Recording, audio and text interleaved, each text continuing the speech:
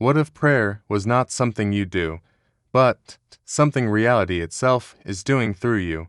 Ibn Arabi teaches that true prayer and meditation are not methods to reach God, but moments in which the veil between the seeker and the sought quietly disappears. For Ibn Arabi, prayer is far more than a ritual performed at fixed times or a set of words recited by habit. Prayer is a mode of being, a posture of the heart through which the human being aligns with the deeper rhythm of existence. Every act of true prayer, whether spoken or silent, is a response to a divine call that precedes the human intention. One does not begin prayer by choice alone. One is invited into it by the movement of reality itself. In Ibn Arabi's understanding, God is not only the one to whom prayer is directed, but also the one who makes prayer possible. The desire to pray, the words that arise, and the stillness that follows are all expressions of divine self-disclosure. Prayer is therefore not a one-sided act of devotion, but a dialogue in which both the servant and the Lord are present. The servant speaks, yet it is God who grants a capacity to speak. The servant listens, yet it is God who reveals himself in the listening. This vision dissolves the common separation between worshipper and worshipped. Ibn Arabi does not erase the distinction, but he deepens it. The servant remains a servant, yet recognizes that nothing exists outside the divine presence. When a person stands in prayer with this awareness, the act becomes an encounter rather than a performance. The body faces a direction, but the heart turns toward the source of all directions. Meditation, in Ibn Arabi's teaching, is the inward continuation of prayer. While prayer gives form to remembrance through movement, posture, and words, meditation refines awareness by emptying it of distraction. It is not an escape from form, but a penetration into its inner meaning. Silence here is not absence, but fullness and stillness. The many voices of the self quiet down, allowing the subtle voice of reality to be heard. Ibn Arabi emphasizes presence over technique. Methods may help, but without presence they remain lifeless. True meditation is not achieved by force or strain. It arises when attention becomes sincere. The heart settles not because it is commanded to be still, but because it recognizes what has always been near. In this sense, meditation is remembrance without words, awareness without effort. One of Ibn Arabi's most profound insights is that every being is already in a state of prayer, whether conscious of it or not. The entire universe glorifies God by being what it is. Stones, trees, stars, and souls all participate in a cosmic liturgy of existence. Human prayer becomes powerful when it harmonizes with this universal worship rather than standing apart from it. To pray is to rejoin a rhythm that was never absent. This understanding transforms how one approaches daily life. Prayer is no longer confined to moments on a mat or in solitude. Every breath becomes a form of remembrance. Every act a potential meditation, work, speech, and relationships all become fields in which presence can be practiced when awareness is sustained. Even silence between actions carries the quality of prayer. For Ibn Arabi, the ultimate aim of prayer and meditation is not reward, visions, or extraordinary states. It is recognition of divine nearness, recognition of one's true dependence, and recognition of the unity that underlies all experience. When prayer is reduced to seeking outcomes, it remains bound to the ego. When it becomes an act of witnessing, it frees the heart from expectation. In the deepest sense, prayer is not about reaching God, because God is never distant. What changes is the veil of perception. Meditation gently thins this veil, while prayer gives it structure and direction. Together, they form a complete path.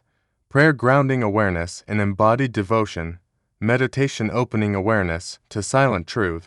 Ibn Arabi reminds us that the highest form of prayer is not asking, but listening, not speaking, but receiving. When the heart becomes receptive, prayer turns into a space where divine meaning descends without form, and the seeker realizes that what was sought has always been present, waiting not to be found, but to be noticed meditation in Ibn Arabi's teaching is not a technique designed to achieve altered states, visions, or mental control. It is a way of being present with what already is. He shifts the focus from doing to witnessing, from effort to receptivity. Silence, in this sense, is not the absence of thought, but the softening of the ego's constant need to interfere. When the inner noise settles, reality does not disappear, it becomes clearer, more intimate, and more alive. For Ibn Arabi, remembrance seeker is not limited to spoken words, verbal remembrance as its place, but meditation represents remembrance in its most subtle form. It is remembrance without sound, without movement, without form. The heart remembers before the tongue does, and awareness remembers before the heart gives it language. Meditation is the act of allowing this deeper remembrance to surface without forcing it into expression.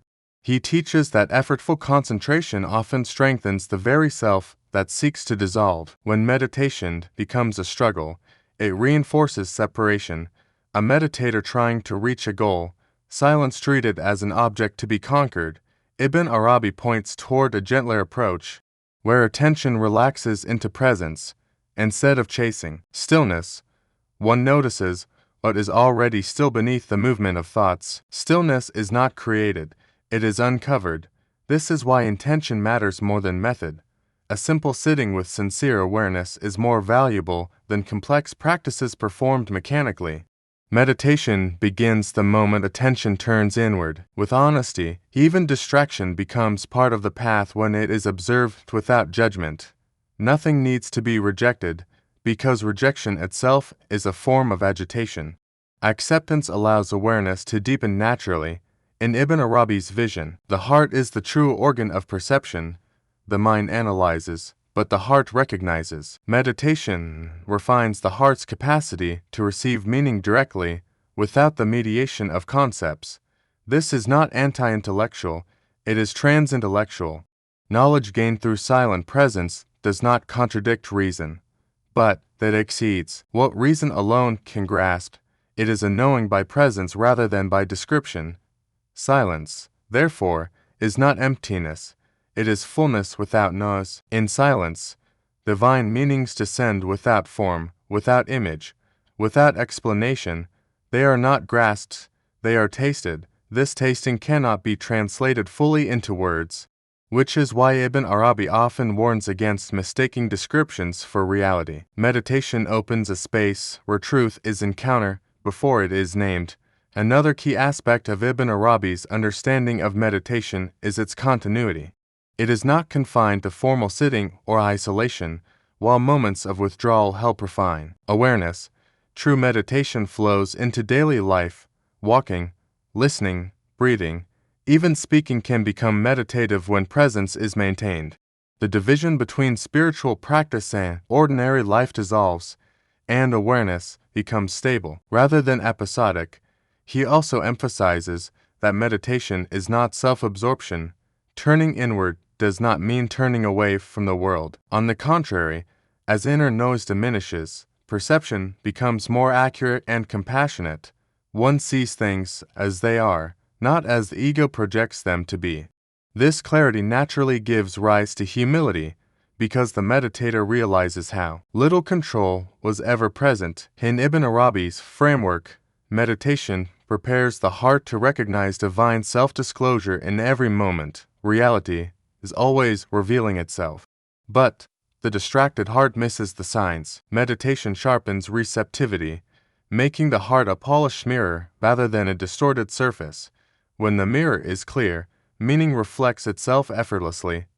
Importantly, Ibn Arabi does not treat meditation as an escape from prayer or ritual, but as its inner completion. Prayer gives structure to remembrance, while meditation gives depth to presence. Without meditation, prayer risks becoming habitual. Without prayer, meditation risks becoming ungrounded. Together, they form a balanced path where action and stillness support each other. At its deepest level, meditation is not something the individual performs. It is something that happens when the sense of separation loosens. Awareness becomes aware of itself, not as an object, but as an open field in which all experiences arise. In that moment, the meditator is no longer observing silence. Silence is observing the meditator, and identity begins to shift from the one who seeks presence to the presence in which seeking appears. Meditation, in Ibn Arabi's understanding, is not a practice added onto life, it is a refinement of attention that reveals what has always been present.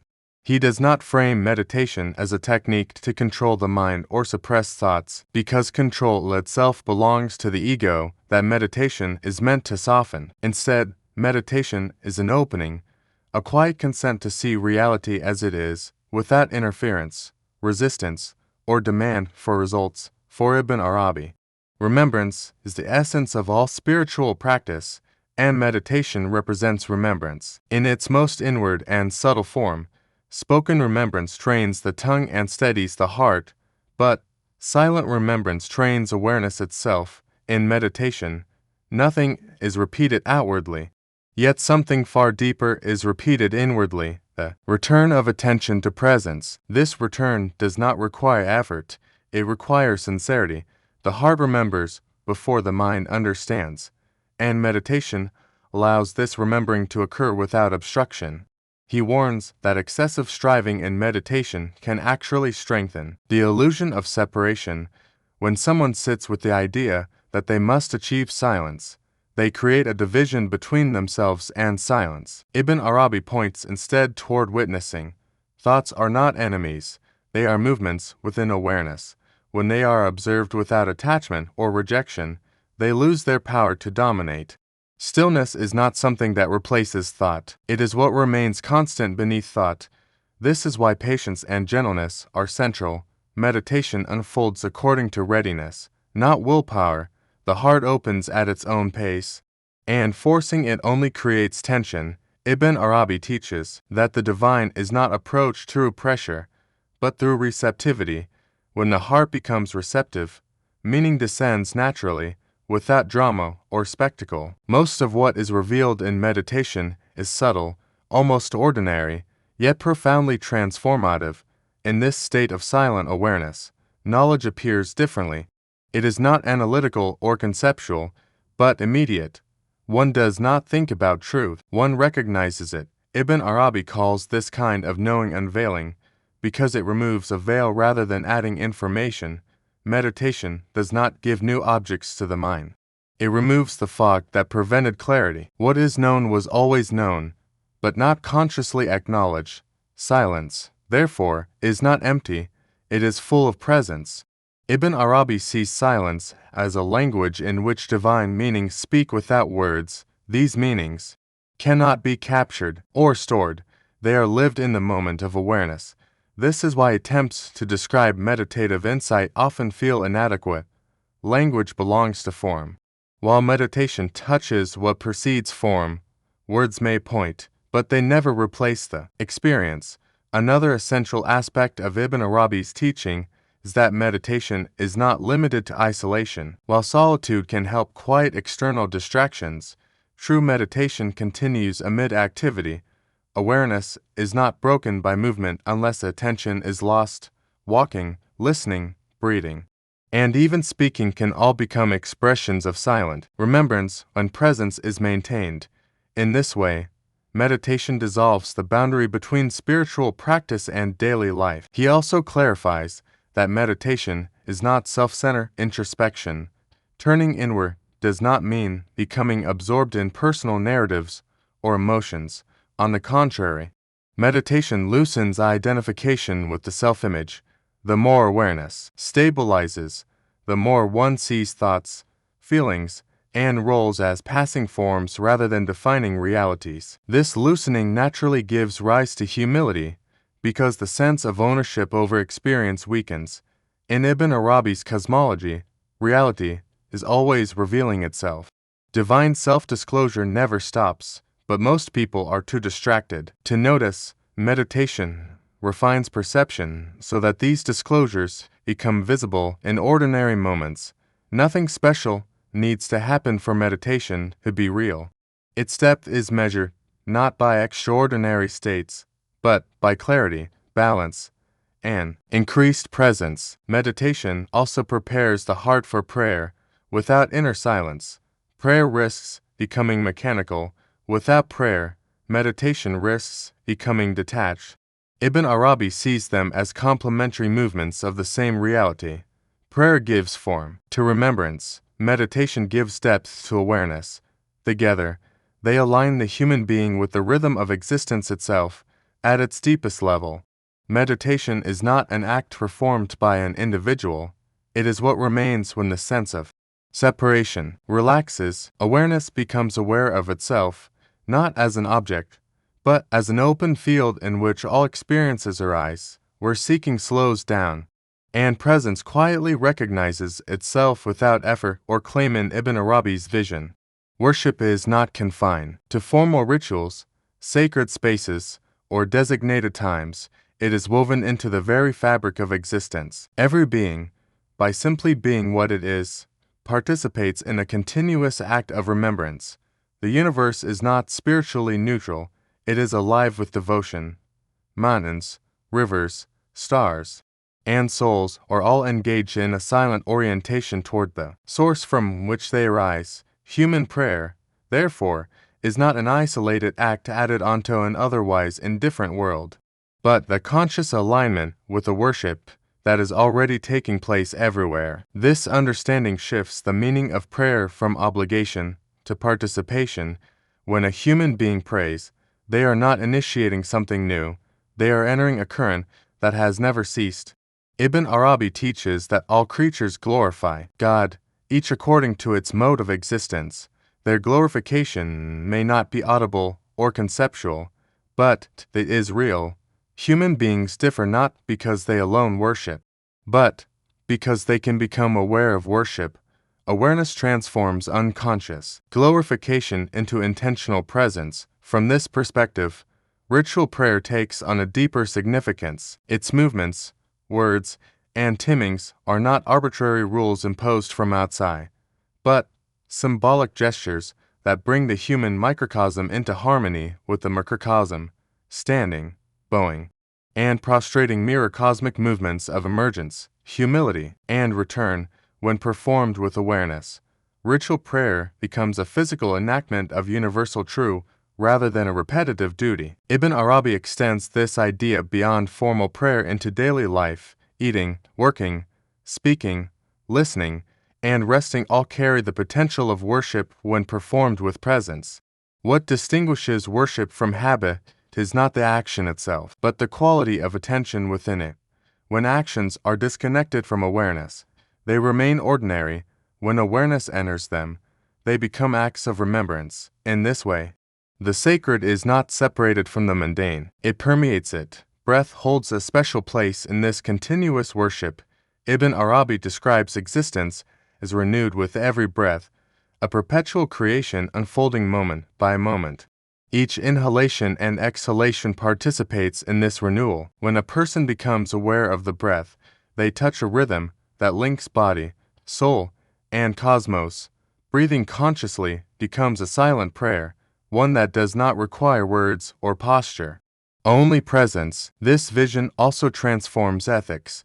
If the entire universe is engaged in worship, then human behavior cannot be morally neutral. Actions either harmonize with this universal remembrance or disrupt it. Injustice, cruelty, and heedlessness are not merely social or psychological problems, they are forms of disharmony within the cosmic order. Conversely, compassion, honesty, and humility restore balance, aligning the human with the greater movement of existence. Ibn Arabi emphasizes that continuous worship does not mean constant outward religiosity.